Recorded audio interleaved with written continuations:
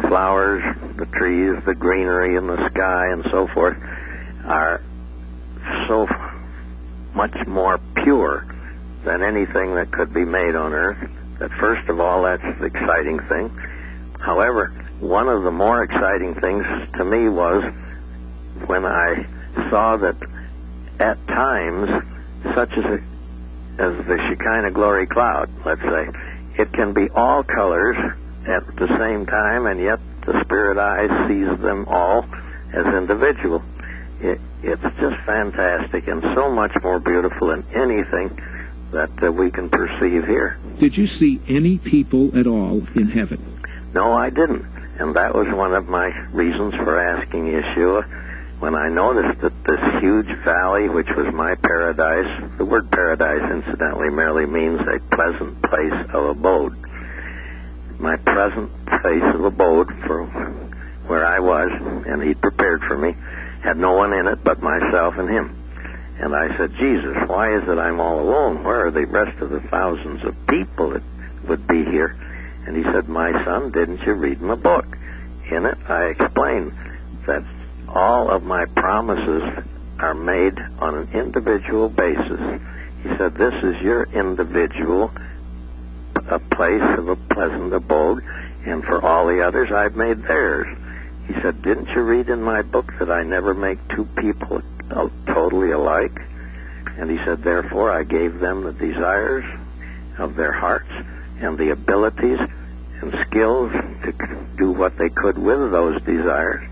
And he said, up here I have completed them, so everybody's paradise up here is individual.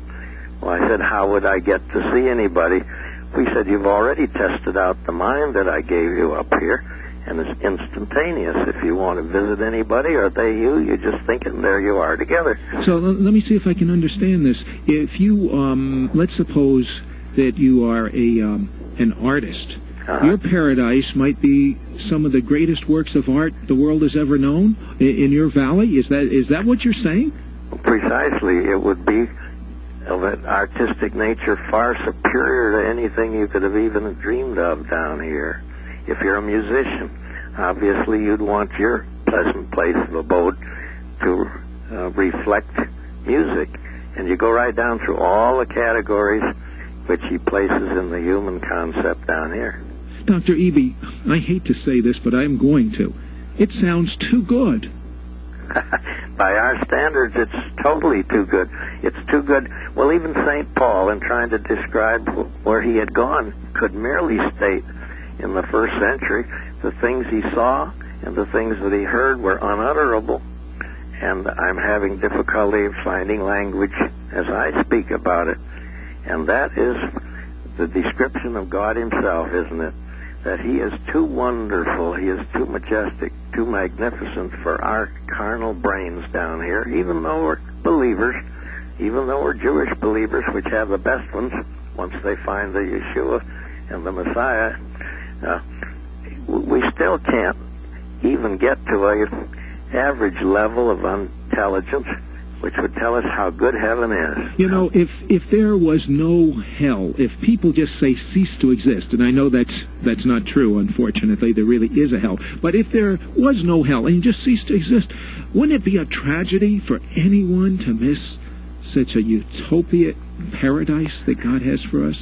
Well, I'm sure in the mind of God it's unconscionable that any human would elect to avoid heaven. And you have to elect to avoid it by simply denying him. You're so right.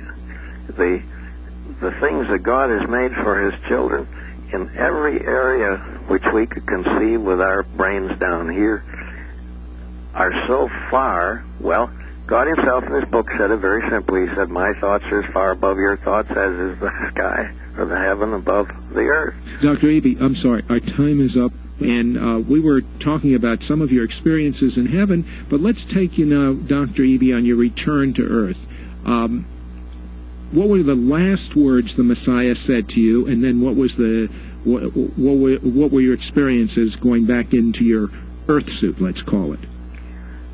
I cannot recall at this moment just what his last words might have been.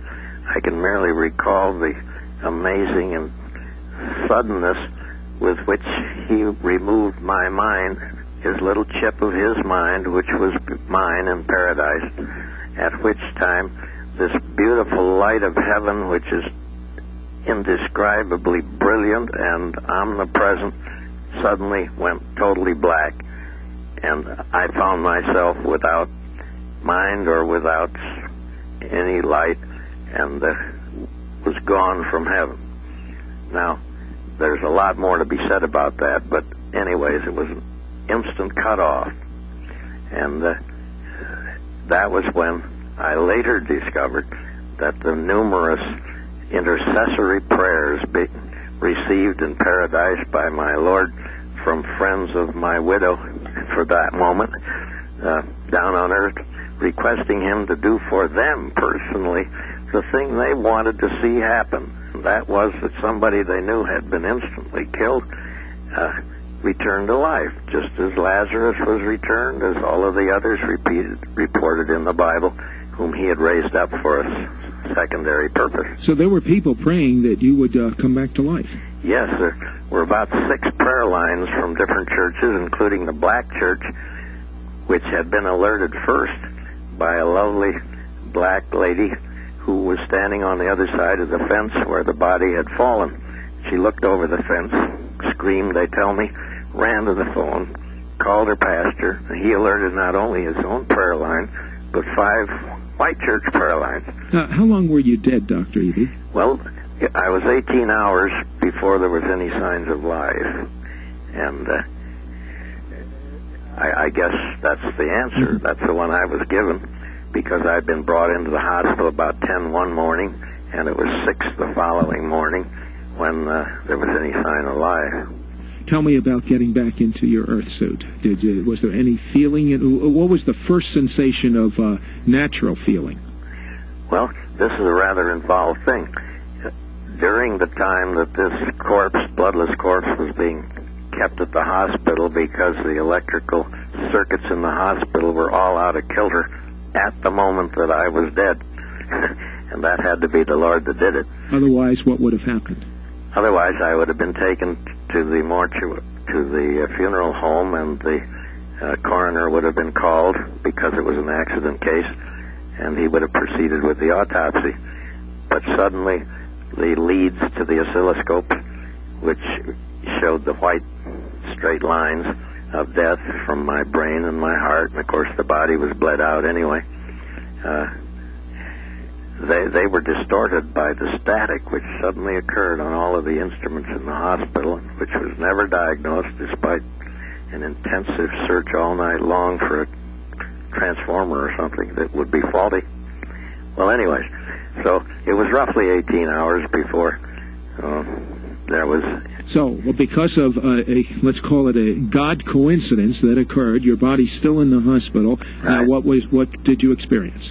Well, I experienced suddenly that I had the mind of Christ again, and going back, we can say that it was about 6 in the morning, that following morning, when suddenly I was aware that the presence of the Lord in my room was speaking to me mind to mind. And he told me, he said, I have come back to replace life in your body for the purpose that I put you here, and that was to continue your practice and to explain to people the things that I've shown you. So then he started from head to foot putting life back into the body. And we had a tremendous dialogue at my request. I said, please do it slowly, not instantaneously, Lord. Why? So I wanted to understand how he went from organ to organ, tissue to tissue, what he would do first, and so forth. Oh, so your medical mind was coming out. Okay. Yeah, that was I said, let me be your student. He said, all right, my son, you ask questions, and I'll proceed. It was fantastic. Whether anyone else has ever had this privilege, I don't know.